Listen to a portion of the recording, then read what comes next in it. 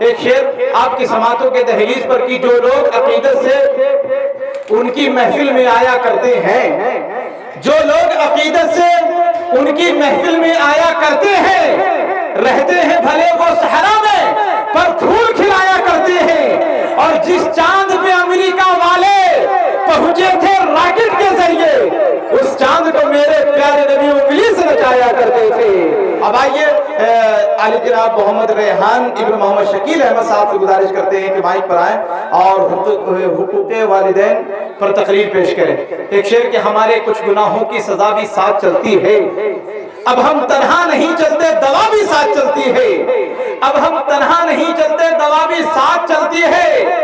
اور ایک شعر کی دھوپ کتنی بھی ہو سایہ نہیں کھونے دیتا، باپ اولاد کو بے سایہ نہیں ہونے دیتا۔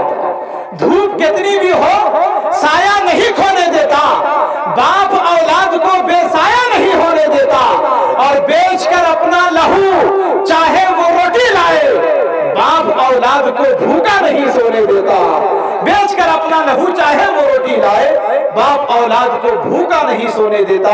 مائک پر محمد ریحان صلی اللہ علیہ وسلم۔ السلام علیکم ورحمۃ اللہ وبرکاتہ۔ نحمده ونصلي على رسوله الكريم، اما بعد، قال الله تعالى في كتاب المبين، اعوذ بالله من الشيطان الرجيم، بسم الله الرحمن الرحيم، وَكَذَا رَبُّكَ أَلَّا تَعْبُدُوا إِلَّا إِيَّاهُ وَبِالْوَالِدَيْنِ إِحْسَانًا إِمَّا يَبْلُغَنَّ عِندَكَ الْكِبَرَ أَحَدُهُمَا أَوْ كِلَاهُمَا فَلَا تَقُل لَّهُمَا أُفٍّ وَلَا تَنْهَرْهُمَا وَقُل لَّهُمَا قَوْلًا كَرِيمًا وَاخْفِضْ لَهُمَا جَنَاحَ الذُّلِّ مِنَ الرَّحْمَةِ وَقُل رَّبِّ ارْحَمْهُمَا كَمَا رَبَّيَانِي صَغِيرًا۔ صدق اللہ العظیم۔ سمجھ میں کچھ نہیں آتا کہ دنیا کا حساب الٹا، سمجھ میں کچھ نہیں آتا کہ دنیا کا حساب الٹا، نصیحت کیجئے جس کو تو ملتا ہے جواب الٹا۔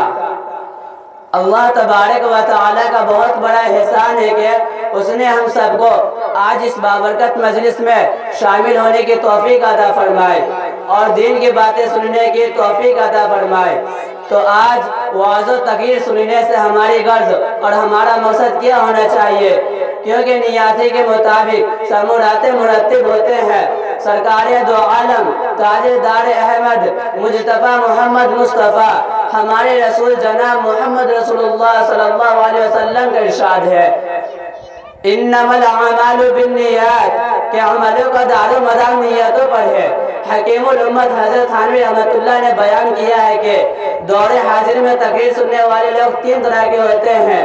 ایک وہ لوگ جو صرف مجمع کی رنگ و رونق، شان و شوکت، سامعین کی تعداد، وعظ و مقرر انداز بیان وغیرہ دیکھنے کے لیے محض تماشائی بن کر شریک جلسہ ہوتے ہیں۔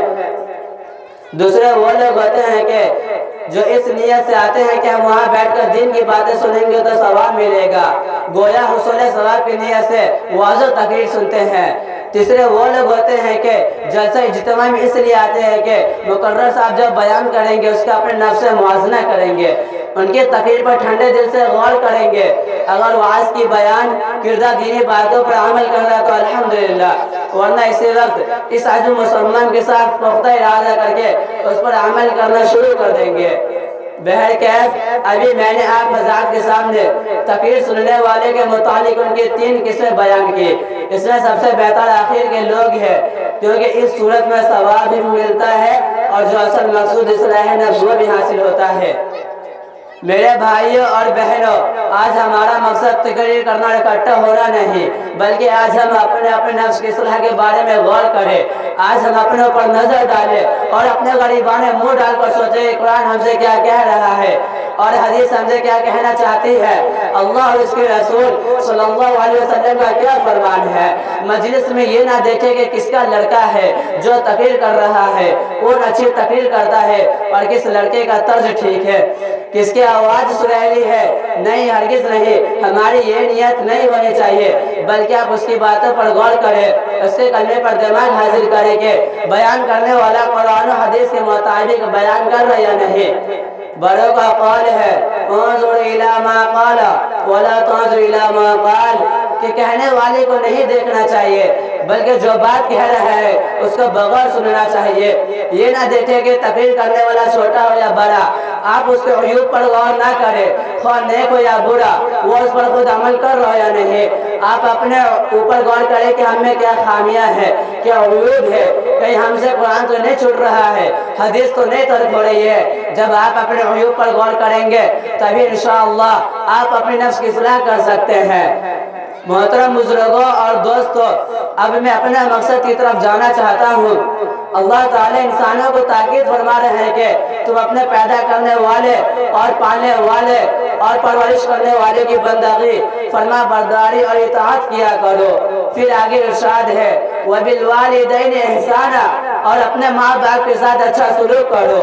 بہت سی آیتوں میں اللہ تعالیٰ نے اپنے حقوق کے ساتھ والدین کا حقوق کا ذکر فرمایا ہے، اور آگے ارشاد ہے إِمَّا يَبْلُغَنَّ عِندَكَ الْكِبَرَ أَحَدُهُمَا أَوْ كِلَاهُمَا فَلَا تَقُل لَّهُمَا أُفٍّ وَلَا تَنْهَرْهُمَا وَقُل لَّهُمَا قَوْلًا كَرِيمًا، اور اگر تیرے سامنے یہ دونوں ماں باپ یا ان میں سے کوئی ایک بڑھاپے کو پہنچ جائے تو انہیں کبھی اف مت کہنا، اور نہ کبھی انہیں جھڑکنا، اور ان سے خوب گفتگو کے ساتھ جھکے رہنا، اور ان کے سامنے شفقت و انکساری کے ساتھ جھکے رہنا، اور ان کے لیے یہ دعا کرتے رہنا رب ارحمہما کما ربیانی صغیرا، اے میرے پروردگار ان دونوں پر رحمت نازل فرما جیسا کہ ان دونوں نے مجھے بچپن میں پالا پرورش کیا۔ قرآن کریم میں ایک جگہ اللہ تعالیٰ نے فرمایا انشکر لی ولی والدیک، میرا شکر کر اور اپنے والدین کا احسان مند رہا۔ اس لیے کہ ماں باپ دنیا میں ہر طرح کی پرورش کرتی ہے۔ جاننا چاہیے کہ جب انسان اپنی ماں کی رحم میں ہوتا ہے تو اس کی ماں حمل کے زمانے سے لے کر ولادت تک طرح طرح کی مشقتیں اور تکلیفیں برداشت کرتی ہے، اور اس پر اپنے آرام، اپنی راحت، اپنے جان و مال کو قربان کر دیتی ہے، صرف اس وجہ سے کہ بچہ کو تکلیف نہ پہنچے۔ میرے ساتھیوں، ماں کی خدمت کرنی بہت ضروری ہے۔ ماں کی خدمت کرنی کیوں ضروری ہے، اس کی اطاعت کرنا کیوں فرض ہے؟ اس کی شفقت کی وجہ سے علام الشفیقۃ البرۃ بولدہا حملۃ کرہا، صالح اور شفیق ماں جو مشقت برداشت کرتے اپنے بچے پر، جو کہ تکلیف اٹھاتی ہے جبکہ وہ پیٹ میں رہتا ہے۔ جب بچہ ماں کی پیٹ میں رہتا ہے تو اس کی ماں کو بہت تکلیف ہوتی ہے، یہاں تک کہ چلنا پھرنا مشکل ہو جاتا ہے، اٹھنا بیٹھنا کھانا پینا دشوار ہو جاتا ہے، 10 قدم چلنا محال ہو جاتا ہے، تھوڑی دیر کچھ دور چل نہیں پاتی۔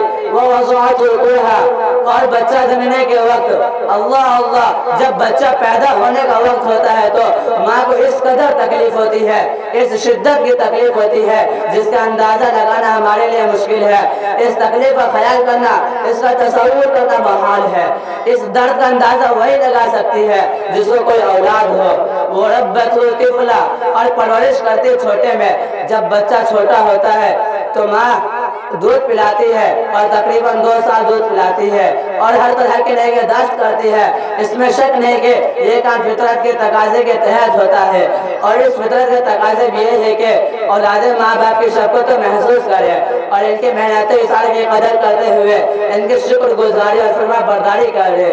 کئی جگہ قرآن پاک میں ارشاد فرمایا گیا ہے اور اس کی تاکید آئی ہے میرے بھائیوں، ماں کی خدمت انہوں نے آپ کی خاطر کیسی کیسی تکلیفیں برداشت کی ہے، آپ کی خاطر کئی کئی راتیں جاگ جاگ کر گزارے، ذرا سا تم رو دیتے تھے وہ بے چین ہو جاتی تھی، اپنی نیند کو خراب کر کے اپنی نیند کو خراب کرتی تھی، تم کو بہلا بہلا کر سلاتے، تم ذرا سا تکلیف میں مبتلا ہوتے تھے، وہ بیچاری تمہاری اس تکلیف کو دور کرنے کے لیے خود ہزاروں تکلیف اٹھانے کو تیار ہو جاتی ہے۔ تمہارے آرام و راحت کی خاطر انہوں نے کبھی دن کو دن رات کو رات نہ سمجھا، تمہیں خوش و خراب رکھنے کے لیے کیسے کیسے رنج و غم برداشت کی ہے، تمہیں کھلانے پلانے اور پہنانے کے لیے انہوں نے کبھی اچھا کھانا نہ کھایا، نہ پیا، نہ پہنا، تمہاری ذرا سے پریشانی انہیں کس قدر پریشان کر دیتی تھی، تمہاری ذرا سے تکلیف سے انہیں کس قدر تکلیف پہنچتے تھے، تمہارے چہرے کی ہلکی سی افسردگی ان کے تمام مسرتوں کو، تمام خوشی کو غموں میں تبدیل کر دیتی تھی، تمہارے آخری کے 2-4 لائن بول کے ختم کرو، ٹائم کم ہے، آخری میں ماں باپ کی. اللہ تبارک و تعالی ہمیں اور ہم سب لوگوں کو ماں باپ کے ساتھ اچھا سلوک کرنے کی توفیق عطا فرمائے. آمین ثم آمین. وآخر دعوانا الحمد للہ رب العالمین.